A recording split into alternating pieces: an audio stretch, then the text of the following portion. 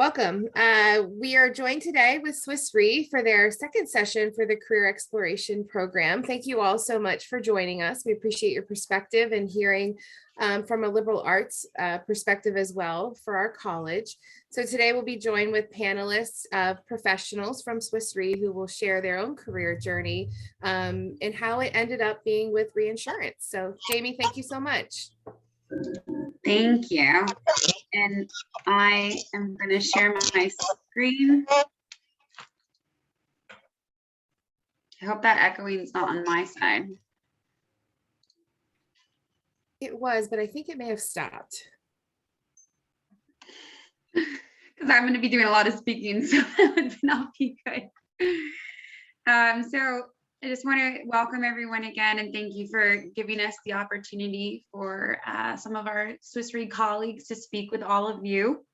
And I promise I'm not going to share too many slides and we'll spend most of the time on a dialogue, but I just wanted to recap for some of the people that may not have attended our first session, a little bit about Swiss Re as an organization. So we are a reinsurance company, which means our primary clients are insurance companies.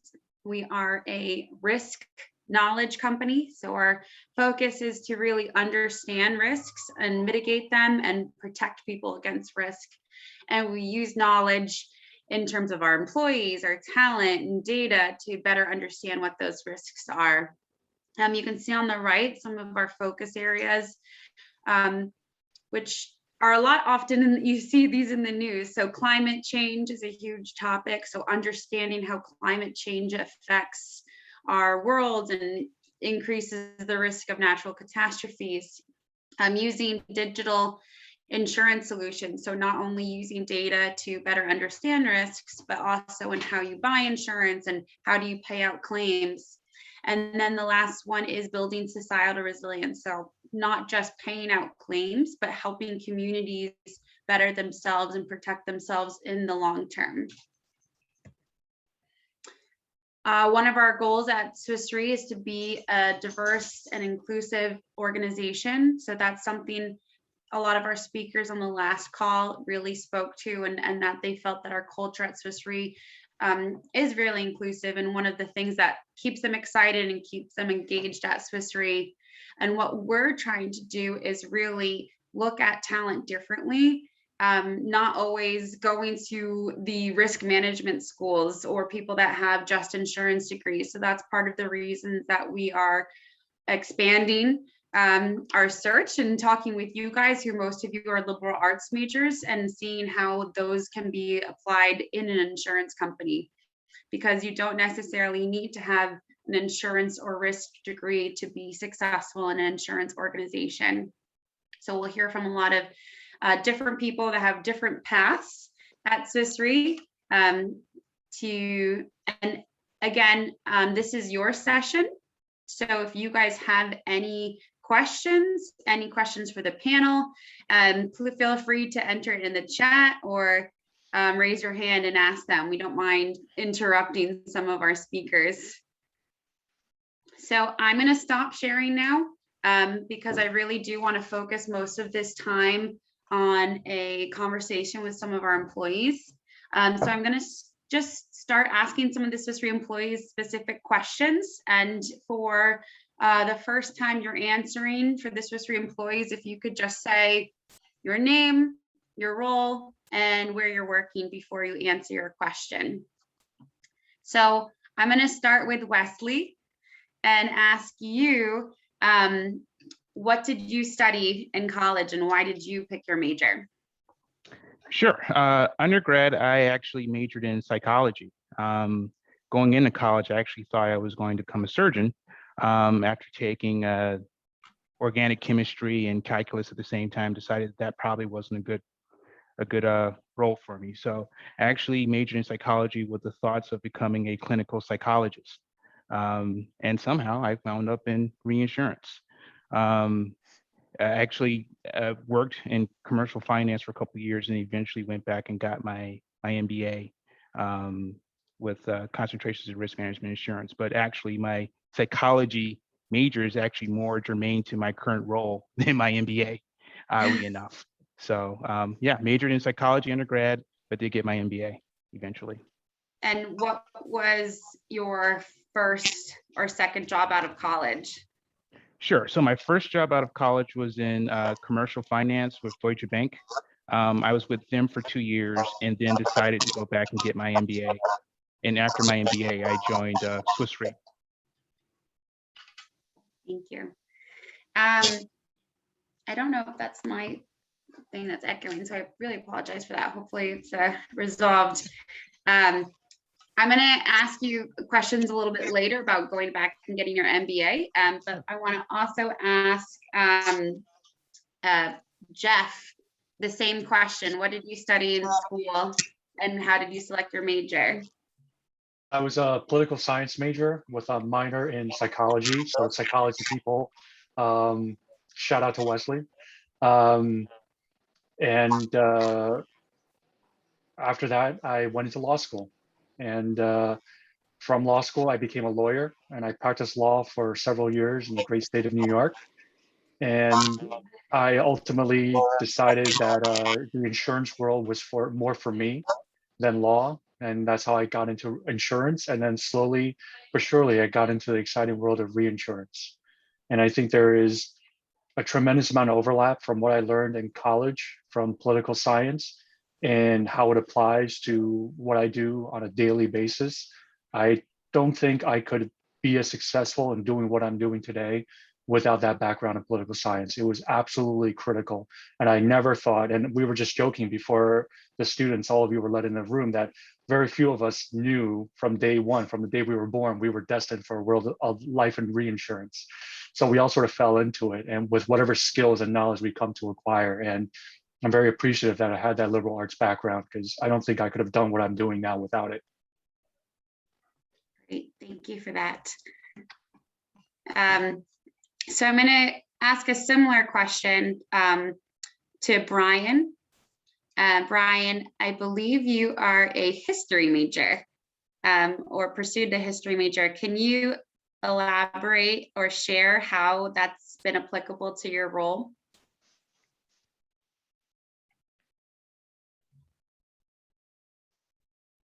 I think you are, I can't. Can everyone else hear him or is it just me? No. You can't hear me. You go speak to somebody else. Okay, we'll give him a second to figure out the technical difficulties. Leigh, I see that you are on the call, Leigh Brenner. Can I ask you a similar question? What did you study in college and how do you feel that's applicable to your current role? Hey, bud. Hi, Jamie. So I'm a reformed accounting major. I had tax and audit in the same season. And when I realized what that was all about, I at the same time had a finance elective, and that got me hooked on finance. I like numbers, but didn't like memorizing audit and tax rules. So what I took away from those majors is a whole lot of financial accounting that helps me, I think, understand general business and the insurance industry a little bit better. Great, thank you. You bet. Okay, and let's see. Can you guys hear me now? There you are. Sorry, I was on calls for 6 hours earlier and my other headset died. So I was trying to figure out the replacement set. That's okay. I'm actually going to ask you the different question. Can you tell us why you chose your major and what was your first job out of school? Yeah, it's probably not a good answer, but I just was interested in history. And so that's why I was sort of undecided on what I wanted to do with or career wise. So I talked to a dean at my college at Boston College, and he just suggested that I pick something I like studying, and it should, you can figure out what you want to do later. And so that's how I kind of narrowed my focus onto history. I actually waffled between a few different majors while I was there. And then Swiss Re was actually my first real job out of college, although I had been working at Costco for a number of years while I was in college, and drove a forklift for a couple of years after graduation while I was trying to figure out what I wanted to do. So yeah, I eventually ended up at Swiss Re. Great. And do you think, how do you think your history major has been helpful, or how did that help you get your first job? Yeah, so I think it's good from like an analytical perspective or qualitative analysis. You know, a lot of reinsurance has to do with actuarial science and crunching numbers, but I think it's important to be able to analyze a portfolio and take a look at the more qualitative aspects of it and apply that to an analysis. So that's been good. And as everyone knows, I think, you know, history repeats itself, and the insurance cycle is also, or the insurance market's also cyclical. So it's helpful for from that perspective to sort of apply what you've learned in the past towards future projections. Definitely. And I think it is important to enjoy what you're studying, right? So to get that guidance from your counselor, because you are spending, you know, 4 or 5 years at a university, it's important that you enjoy what you're doing or what you're studying. Yeah, I guess maybe one more comment too. I think, Caroline, you know, oh, go ahead. Yeah, just yeah, history. I mean, as some of you may know, is a lot of writing, and I think writing is also having a good writing style and good presentation is really important in our industry as well. So yeah, but anyway. Yes, I think especially with the entry level talent, that those are some of the things that are differentiators and that stand out and that are very important for hiring managers. So I'm going to go to Caroline. Hi, Jamie. I think a lot of the people on the call from Swiss Re are from the core business areas. So can you talk a little bit about how you can apply a liberal arts degree or a different major, you know, somewhere that's not necessarily the core part of the business? Yeah, certainly. And that's actually one of the things I like most about what I do, is that I've worked in several different industries. So I'm head of HR for the US, and my major in college was industrial and labor relations. And I kind of fell into it by default, quite honestly, because I like things like sociology and economics and psychology. Yeah, Jeff and Wesley. And there was major that was labor economics and organizational behavior and all these things that sounded really intriguing to me. So that was my major, I guess. And then after graduation, people either became employment lawyers like Tina or went to work in HR. So I decided I was not ready to go back to school yet. So worked for a consulting firm, an HR consulting firm focusing on compensation. And we help lots of different companies figure out how to pay, you know, what does the market look like, developing incentive plans and things like that, which eventually seemed a bit one note. I went back to school to get a master's in organizational psychology, which is really exciting and kind of brought me right back to HR. Sorry, long-winded answer brought me back to HR. And Wesley, actually, I worked for Deutsche Bank too for a number of years. So I don't know if we ever crossed paths there. I'll have to chat with you about it later. But what I really like about being in HR is that it can take you to so many different industries. And I have friends who work across the spectrum in various different organizations and markets. And for me, it's really learning about a business, understanding what drives people, what makes people a good fit for certain organizations, and how to help people flourish in those organizations, regardless of what the industry is. But I really love that I get to learn so much. And I've worked with many people across this call to understand their businesses and their teams and kind of what they're trying to achieve. So yeah, it's a great way to get involved in any industry if you're not an industry expert. And to Brian's point, some of those qualitative skills, they're very important and transferable. And we talked about that last call, about a lot of the liberal arts degrees, you know, how do you sell those and really let employers know that you have these transferable and important skills? Yeah, and I think that could be a real differentiator, whether you're in a support function like HR or you're in the business. I think they can be real differentiators if you bring a different perspective and a different experience to any organization, regardless of the role that you're applying for. It should be seen as a real positive. Yeah, thank you.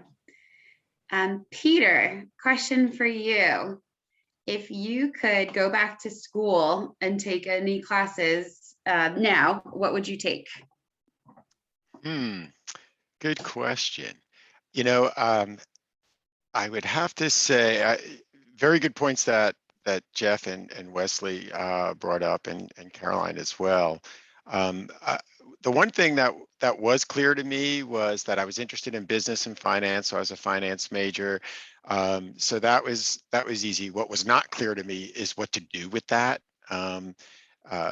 Like most people in this industry, didn't plan on getting in the insurance industry. But like I said, it was easy to choose, you know, the classes that were around that core curriculum, and I had a minor in computer programming. So that filled my card, you know, pretty quickly, and that's all that I was focused on other than the other requirements. But I do think, you know, if I had a little bit more exposure, and I had one required psychology class that I did enjoy, I think I could have been a little more well-rounded coming out with a little bit more of, you know, non-hardcore, you know, finance and computer classes, and a little bit more kind of things like around the psychology or sociology type studies. You know, it's interesting, Pete, and sorry to interrupt, but I actually feel the opposite. That was my thought as I was kind of reflecting on my own education. You know, I have such a strong concentration in things like psychology, organizational behavior, things like that, that I almost wish I'd gotten my MBA instead of getting a master's in org psych, right? Just to, again, round out my knowledge and maybe get a little bit more of that business and finance background or accounting, like Leigh said, to round out a little bit. So it's interesting, you know, you come to the same place from different perspectives. Yeah, and I actually doubled down on that because I did go and get my MBA after college as well. So we should mention it here, Pete. That's what this is leading me to. There we go. Perfect. No, but that does bring a good point. Maybe looking at the classes that you have or the degree you have, and what it could be a differentiator, something that you don't have to add to that curriculum. Yeah, Dion, and I don't think it's unique to insurance or reinsurance, you know, but it's the human dynamic that is so critical to having a successful career in virtually anything. So the more well-rounded you are, I think, you know, the better off it pays dividends in the long run. Yeah, very good advice. Dion, I'm going to ask you the same question. If you could take an additional class right now, what would you take and why?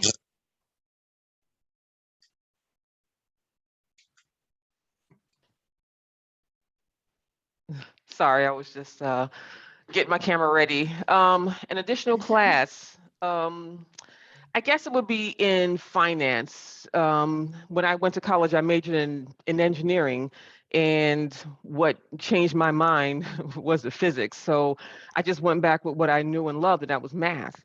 So when I worked in the industry for several years, my jobs were more math focused, and you know, I was an actuarial student.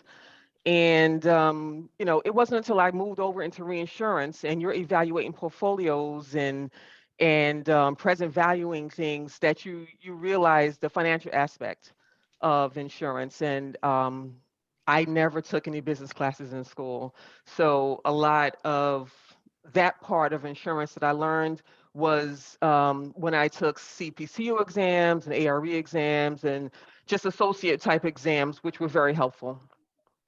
And I'm a big advocate for them. Great, thank you.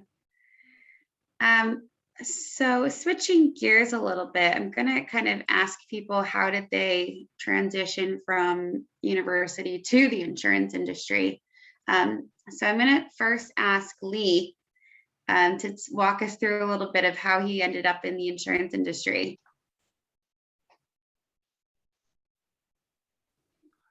Yeah, hi, Jamie. Like most of us in the industry, accidentally on purpose. So I was working in retail banking at the time, and I was bored.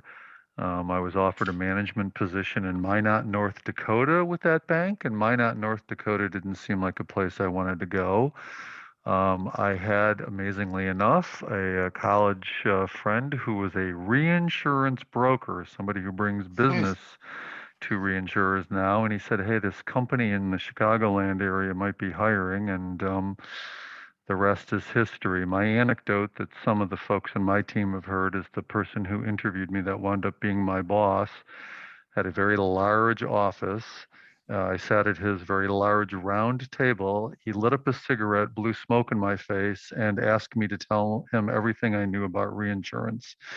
Thankfully, I had a 2-page pamphlet from my reinsurance broker friend, so I could offer a really bad basic definition on some of the fundamentals. But other than that, I think I just sort of, like, again, I said accidentally on purpose fell into it, and it's been a great career.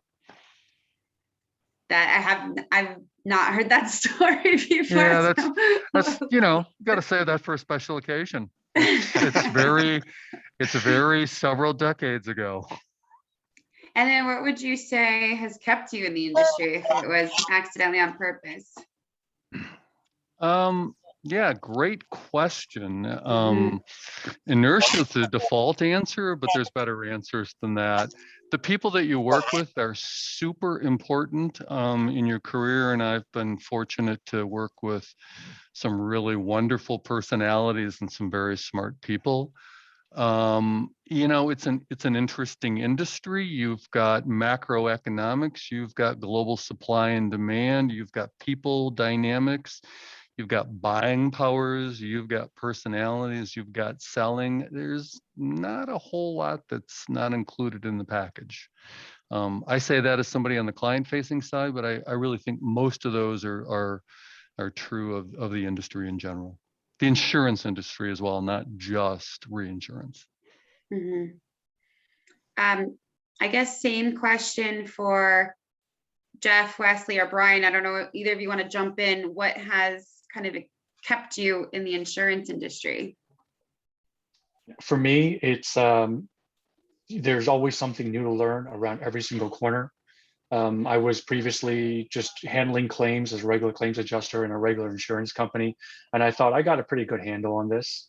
I think I understand insurance, and I come to reinsurance and understand that what I knew probably wouldn't even fill a 2-page pamphlet that Leigh was looking at under the table. There's just so much to learn here, and as Leigh just pointed out, it's every aspect. It's not just economics. It's not just supply chain. It's not just all these other factors. It's personalities as well, people, personal history, and understanding corporate history and corporate culture. There's an infinite amount of things that you want to learn. And if you're with a company such as Swiss Re, which is so massive that you can pretty much go anywhere and learn anything you want, it's just it's exciting. It continues to invigorate. I know, at least me, I know for several of my colleagues here as well. Yeah, absolutely. I think it's the learning thing is also key for me. It's not only just in my job that I have my role here, where I have to know or pretend to know a lot about a lot of different industries, but it's also, yeah, just at most larger insurance companies will have a lot of different functions where you can find something else to do, and with Swiss Re in particular, we have rotations and things like that where you can move around the company and work in asset management or life and health or whatever kind of function you're interested in. Yeah, and with that, you can move across different fields, but also geographically. I mean, Swiss Re is a global company. There's people in our office that are in Australia right now. People spend time in China, in Europe. I think all of us have probably traveled internationally with Swiss Re at some point or another. So that opportunity is always there with a Swiss Re, and that's one of the things that's kept me here, in addition to the other things that Jeff and Brian mentioned. Great, thank you. And Wesley, can you talk a little bit about how you ended up in Swiss Re or reinsurance? Sure. So I was in grad school at the time, and there was a recruiter that came in from a reinsurance company. And I remember thinking, that was a question on a test that I took. So I know it's insurance for insurance companies. So I at least know that. I don't know anything else. So I met with the recruiter, and we had a great conversation about the industry. She just mentioned about how dynamic it is, how we get to travel the world, you get to meet interesting people, and people always need insurance, and so they'll always need reinsurance. So there's a sense of security there. So I was taken in by it. I remember when I was offered the first position, they mentioned, well, we need someone in the Chicagoland area, actually in Leigh's office, to be a broker treaty reinsurance underwriter. And I remember thinking, I think I know what two of those words mean. Mouthful. Yeah, I think I can do it. And 16 years later, I'm still here. So yeah, the opportunity was there, and I took it. No, that's great. So the importance of connecting with recruiters and staying on top of those connections. Absolutely. So Tina, you have worked in a couple of different industries. What would you say kind of excites you about Swiss Re versus some other industries you might have worked at? Yeah, so, I just to throw in there, I was a French major, and I studied a lot of other languages in college because I'm first generation American, and I had no other sort of idea of what I was going to major in. So languages came fairly organically to me, but I was very, very attracted to global companies. Just the idea of working among a lot of people from different cultures, certainly being able to travel to different offices and potential rotations in different offices, for me was a huge, huge motivation to come into Swiss Re eventually. But first I worked in a law firm in New York, Jeff Chen, or New York Bar members, and did that for a long time, litigating. And then I came in-house to a publishing company, which was also global, but it was very US based. And subsequently to a tech company that was based in Finland. And so I've just kept the progression with large publicly traded companies that I will say Swiss Re is among the best that I've dealt with, that just in terms of the people that I've met are smart and centered, and they care about things like the environment that Swiss Re cares a lot about. They care about diversity, which Swiss Re cares a lot about. So the people that are at this company are just like, bar none, like these very competent, smart people I really get a kick out of talking to.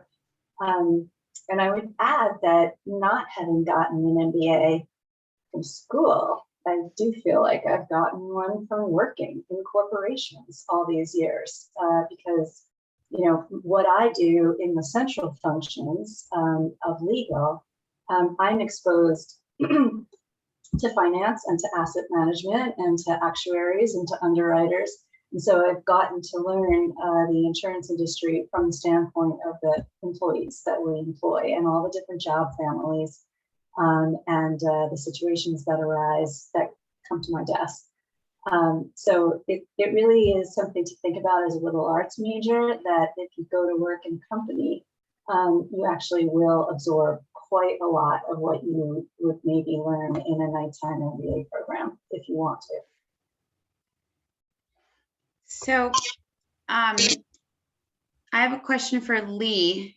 When you're recruiting or looking at people for your team, how important is it that they have an insurance degree or a risk major when you're looking at different CVs?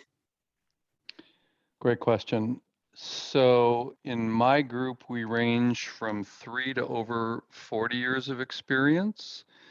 So the answer gets a little bit more expansive when I think about their academic backgrounds. If I'm replacing somebody who is closer to that 40 plus years of experience, I probably want an industry experienced person where the degree is a moot point, right? If I'm more at the junior end, I think an insurance major or a finance or business major is interesting, but not a prerequisite by any means. You know, I think Wesley, I'm shocked that you took a test that had the word reinsurance in it. I think that would be so rare for anybody with even a heavy business major, academic undergraduate path to know anything about reinsurance. I'm getting a little rambly here, but it's the person, it's how they interview, it's their enthusiasm and their interest in the role that's important, particularly for that first job or that second job, less so the business or related degree. All over the map on that one, but hopefully I think I got to the answer. Yes, thank you. I'm just going to open this up to any of the panels. Does anyone have advice for students looking for a internship in the insurance industry that does come from a liberal arts background? How can they maybe present themselves or have them stand out in a way that they seem like the right fit for the role? I mean, I'll dive in. If it's your first internship, you're probably going to rely on your academic track record, but along the way, if you've worked on any projects as an undergraduate that, you know, are data oriented, market oriented, you know, doing market research, I would emphasize those. If you've had internships that have any of those sort of responsibilities involved, definitely emphasize them. Start early, don't wait. I think, Jamie, you can attest to that, right? If you're waiting until your holiday break or January break, you're probably past the curve of some of the better opportunities in network, whether it's LinkedIn or on-campus recruiting. Just network. Can't know too many people. I was just going to say it's not so much about what you're learning in school, it's about how you're thinking. So if you can highlight your organizational skills, your communication skills, critical thinking skills, I think that goes a long way, as opposed to, well, I majored in this, that, or another. I mean, you'll learn the basics once you actually get to the company. That's, you know, that anyone can learn that. It's more about how you're thinking, how you're processing information. That's more what you want to communicate through your CV. Yeah, and Jamie, as you know, we just went through the hiring of a crop of summer interns, and the one thing that I looked for, again, was, obviously it helps to have some degree of other activities that you've been involved in, led, organized, things that are, beyond the normal required curriculum, but it showed some leadership, some engagement, some forward thinking, and execution. And then it's great, those are things that people are going to gravitate to and ask questions about and talk about in an interview, because it kind of separates you from the normal curriculum activities. Yeah, I remember looking at some resumes and you're like, this person's hobby is this, and this, they were participating in that, and that's pretty cool. That's pretty interesting. Hey, Jamie, People do look at that. They look at those details. Yeah, Caroline? Sorry to interrupt, Jamie. I was just going to say that something I look for, whether it's an intern, a grad, or someone a bit more experienced, is just being curious and enthusiastic, right? I think Wesley said something a bit similar, but I mean, you can teach someone reinsurance, you can teach them HR, you can help develop someone, but it's really hard to teach someone to have a good attitude and be enthusiastic and ask questions and kind of always trying to learn more. So those are definitely traits that I always look for when I'm interviewing people, regardless of the level. Mm-hmm. Yeah, I think enthusiasm and also just showing why you're interested in the company that you're applying to. I mean, the last thing that you want to do is submit a resume or cover letter or whatever that's just generic, and you could have used it for every job that you've ever applied to. So I mean, the questions that I always want answered from a candidate are, why should I be interested in you, and why are you interested in me? Yeah, do a little homework, come prepared with questions, understand, who, the job you're applying for, the company you're applying at, and why you want that position. Yeah, because I mean that, anyone that we're going to hire, we're going to have to invest, especially if it's a liberal arts major, we're going to invest the time to teach you and train you. So, we want to know that you're really interested in pursuing a career in the industry. That is one of the interesting aspects of careers in insurance is, unless you're, now there's, more risk management programs at schools certainly than were available when I was in college. But for the most part, a first job in the insurance industry, they will train you, which is, really tremendous. I mean, that's as Brian said, a huge investment. So that's great that's there. There's a runway for development and engagement, but making sure, as you go into the interview that, that you understand and ask a lot of questions around that, I think, kind of separates you a little bit from the pack. Yeah, the one thing I would add, I'm sorry to cut you off, Jamie, is be really honest. And what I mean is be honest about what you don't know. We know that you probably, if you're applying for an internship, there's probably a lot you don't know, and that's okay. Don't try to tap dance your way through it, pretending you know that you're trying to skate by with what little you do know, because that may not work out so well for you. But if you're honest about what you don't know and demonstrate a commitment into learning what you don't know, that will go a very, very long way for a lot of us. I just like that. I really agree with Wesley. You've got a lot of amazing skills that you might not realize. And your liberal arts degree, your way of thinking is extremely valuable in a lot of areas. So don't put yourself in a box right away. You do a lot of self-examining, figure out what interests you, and then figure out what skills that position might need. And then think about what you do. Think about you as a person. Think about your training. Think about your education and how those skills might already be developed in you. And then sell those skills and sell yourself. And don't limit yourself anyway. Don't apply for everything, but focus on yourself. There's a lot of value you add. Yeah, and I think to Leigh's point that a lot of projects or school work that you're doing will have pieces that are applicable, obviously, to the real world. That's part of what the university does to help prepare students. So really taking that and selling it into the new opportunities. So I'm going to ask all of our speakers to raise their hand if they had went back to school or took a certification or something after they got their bachelor's degree. Wow. That's almost all of us, actually. Is that all of us? Virtually raising, sorry.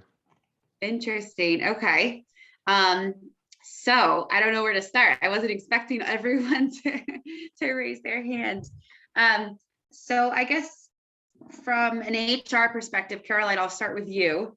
How important do you think it is for people to have a master's degree or additional certification in addition to their bachelor's degree? That's a great question, Jamie, because I don't think it's necessarily, it's not like having a law degree and you need it to be able to practice the HR profession, right? You don't need to have a master's degree to be an excellent HR practitioner, full stop. I personally found it helpful just because I really enjoyed what I was studying, and I feel like it made me feel more confident in my ability to do the work that I was doing. But I do think HR is one of those, and this is probably true in most professions, right? I'll throw it out to everyone on the call here, but so much of what you learn is by listening to your peers. How did they answer that question on the phone? How did they host that meeting, right? And really talking with people about situations. There's often not a very black and white answer to the things that we work on. So we're really trying to figure out what's the best approach. There's a few ways we can go here. There's a few ways we could advise this manager. what's the right thing, right? We know our policies, so that's one boundary. We know what we've done in the past. That's kind of another thing we take into account. But there's all sorts of, you know, differences with whatever situation we're dealing with. So I find that a lot of people learned just from talking to other HR practitioners, talking to people like Tina and HR Legal, talking to colleagues who focus more on reward, and just really understanding the full context of the situation we're trying to deal with. So it's a very long-winded answer to say, I don't think it's necessary, but I have found it personally really interesting. And I have certainly relied on what I learned in graduate school as I've kind of gone through my career, but I don't think it's required. Okay. So for some, Dale, do you want to comment? Yeah, I just want to kind of add my story. Yeah. I wandered through grad school. I didn't start with any real intent. You know, I wasn't focused on becoming a lawyer or getting an MBA. I was lucky. I took my labor studies degree from college and I got a job, and that just kind of set me on a path. And as I went down that path, I found that I needed, you know, a little bit more information, a little more knowledge here, a little more knowledge there. So, you know, an MBA came in the future. You know, it was one in finance. Then after I got that, I found I needed a little bit more accounting information. Just wanted to have that background so the accountants couldn't, you know, talk over my head. So I went and got that. And then I got to the point where, well, now the lawyers were talking over my head. So maybe I should go get a law degree. And it wasn't out of any goal to become a lawyer or to get an MBA. It was what was going to help me in my job right out of college. You know, kind of life before grad school led to grad school. So it wasn't anything that was a goal. It just helped me along the way. Hey, Jenny, I'm gonna- just a Yep. bit on the certification piece. So just one story from my Yes, my please. seat. So this is ages ago, but I got exposed to a particular area of the insurance industry that seemed really interesting to me, just shadowing somebody at a former employer, and said, wow, there's an industry designation, right? Industry training for that business. And I went out and got that business and actually got a role doing that business. So I think that's another approach to create opportunities for yourself. There's plenty of insurance industry training in-house and through third-party providers that can create backgrounds for you to pursue different career options within the industry. Yeah, I think I agree. I think there's lots of opportunities and certifications. It doesn't necessarily need to be another degree or a master's degree that can enhance your career development. So just for this continuous learning that maybe you can get a lot on the job, but maybe you need a little help from somewhere outside. Yeah, Jamie, really good point. I didn't go back for the MBA until after I'd been in the business for a number of years, and I am very confident in saying it was so much more meaningful having real life experience under my belt to take into the classroom in the MBA setting. It just meant a lot more. I could have gone right out of undergrad and done that. I was in the school mode, if you will, of studying and taking tests and checking the boxes. But I graduated with my undergrad, got into the insurance industry, got some industry certifications. Then I went for the MBA. And like I say, I think it was for me much more meaningful and impactful to have the real world experience. Yeah, that was actually going to be my question for some of the panels that did go back. Did you get your degree right after school? Did you take a break? What was your timeline there? And maybe why to that decision? So I went to get my graduate degree 2 years outside of undergrad. I was working for 2 years with Deutsche Bank. And really what really led to was just the economy at the time.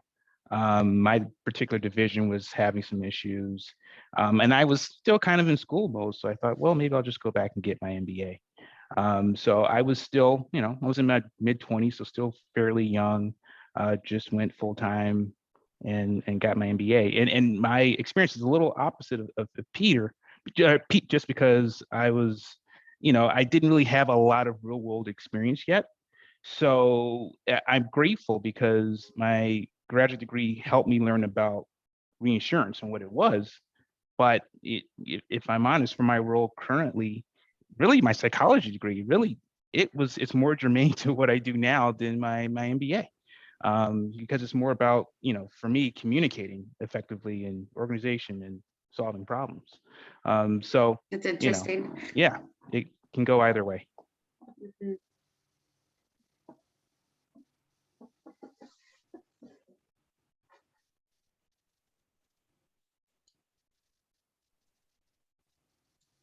Did Brian or Jeff or Dion, did you guys want to make any comments about your decision to get additional certification or degrees? Yeah, I can comment. When I first entered the world of reinsurance, I was on the fact side, and it was a very niche space, and I still struggled with why did people buy reinsurance, and the explanation that my boss gave me still went over my head. Like Dale said, it just went over my head, I mean, he explained it fine. It's just I didn't quite get it, and actually just studying or just reading the books and just having the books just lay it out really helped. And then when I got the or the designation, it helped me communicate not just in that job, but in the next job, which was a treaty organization. And it even helped in the interview process when I interviewed for the treaty reinsurance job, which is a lot more, it was more of a traditional reinsurance job. So, and then even after that, I never worked on the primary side. So when I took the CPCU exams, and I took insurance company operations and the legal exam, it really helped, because as a treaty reinsurance underwriter, you have to know all aspects of insurance company operations. And some people explain things well, some people don't explain things well, and some people can't explain things at a low level. So again, reading it was just very helpful. Mhm. No, that's You a know, good for point. me, I'm going to steal a little bit from what Wesley said. You know, I went to law school straight after undergrad because it was a means to the end. I knew I wanted to be a lawyer at the time, so I went straight to law school, did it, took the bar exam, swore I'd never take another exam in my life, practiced law for 7 years, realized it wasn't for me, decided to become an insurance claims adjuster, where I found out I have to be a licensed adjuster in every state in the country if I wanted to adjust for my company at the time, which was AIG. So that meant at the time 6 exams I had to take and study for, which I did. So it was a means to an end.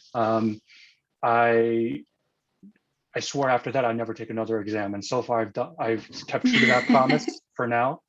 But what I found was it was for what I do day to day now. It really is what I learned in the undergrad. My political science background is really what helps me day to day more than my law degree. I don't pull out my law degree anymore. There's so much dust on it. I don't want to go near it at this point. But it really was that foundation that helps me more today. Mhm. That's interesting. So question for people on the panel. How did you have to pay out of pocket for those certifications or school, or did some of the companies you worked for help cover some of those expenses? Or are you like me, I'm still paying student loans? That was the good thing about waiting a few years. The company, I got 3 industry designations paid for by the company, and then the company also paid for my entire MBA. That's great, Pete. No, I paid for it myself with student loans. But I think I just finished paying off, quite honestly. Oh, nice. Congratulations. I got the 2 MBAs paid at 90%, and then they offered to pay 50% of law school, but my wife wanted me out of there, so we went and paid it all on our own. Actually, Deutsche Bank laid me off, so I used my severance to pay for grad school. Oh, that's a great story. Yeah, So I haven't paid a dime for industry exams, and I can't remember how much in my college I financed myself, but it was a big piece. Well, not only do you not pay Oh a yeah, dime for undergrad industry I exams, financed. Before D. What'd you say, Dion? Sorry. I said, not only do you not pay a dime for industry exams, for the books, even some, if you take a review class, that's typically covered. But you sometimes get even a small bonus for getting the designation. Yes. So there's an So incentive. I just asked that question because to let people know that some companies are willing to cover some of these costs, or to Dion's point, compensate you if you do pass an exam. So it's something to think about down the road. I agree with Peter that it's good to have some industry experience to really understand a little bit more about your career path or what you like, and then narrow it down or get something that helps you with your career development, career path. You don't need to do everything now. But to Jeff and Wesley's point, a lot of their current role is what they actually studied and learned in their bachelor's degree and how they're applying that now. I know that we have a few minutes left, so I'm going to pause and see if there's any questions. You can either unmute yourself or you can enter it in the chat. You can ask to the entire panel or one person directly. I'm sure we are all happy to answer any questions. I guess one question I'd have, since I came from outside the insurance industry, I think the perception from outside is like everybody does insurance, whatever that is, like they review your car insurance claim. And did you all know that there was such a wide swath of different jobs, of all different kinds? Like, I mean, Jeff was saying he came from law, so it's a sort of a natural path to being in claims. But, some people are more on sales, some people like working by themselves and numbers crunching. I did not know that there was such a wide swath of possible jobs in insurance, and I'm curious if anybody else did. Tina, that's absolutely the case. I had no clue until I spoke to that recruiter almost 18 years ago. I kind of thought like he was like, all right, so you work with Geico, and how exactly does this work? But yeah, she explained the vast array of positions that one can have at Swiss Re, and that really helped sell it to me. Really, the amount of options that you have working at this company, even if you're not sure of which direction you want to go, there's options, and geographically or in terms of whatever career path you want to take. And so that really sold it for me. And like I said, I don't regret my decision at all. And Tina, I didn't find out until I moved over to reinsurance, because your reinsurance different books and they all vary. And I did an audit of an environmental liability book, and some of the underwriters didn't have insurance backgrounds, didn't have finance backgrounds or math backgrounds. They were environmental engineers. Yeah, so my undergraduate university did not have an insurance study program. I took one risk management class and said, gosh, if this is what the insurance industry is like, thank you, no. But on the other hand, the creativity of some of the finance classes that I've taken definitely have application. So no clue that the breadth of the roles available in the industry. I took an insurance class when I was at Penn State, and it was a much older professor who just sat there and went on about his war stories. So it was interesting, but I really don't know what I took out of the class at all. Good. I don't see any questions in the chat.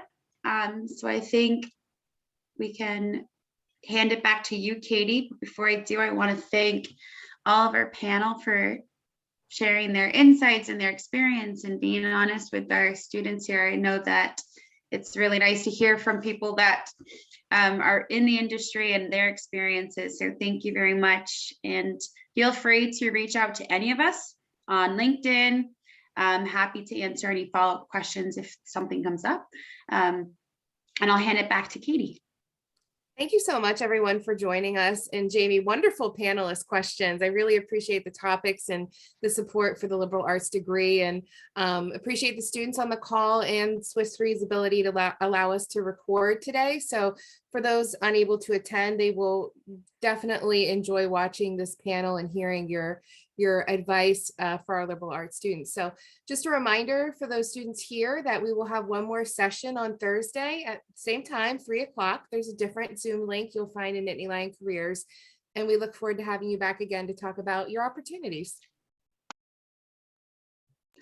Thank you. Thank you. Thank you, everyone. Thanks a lot.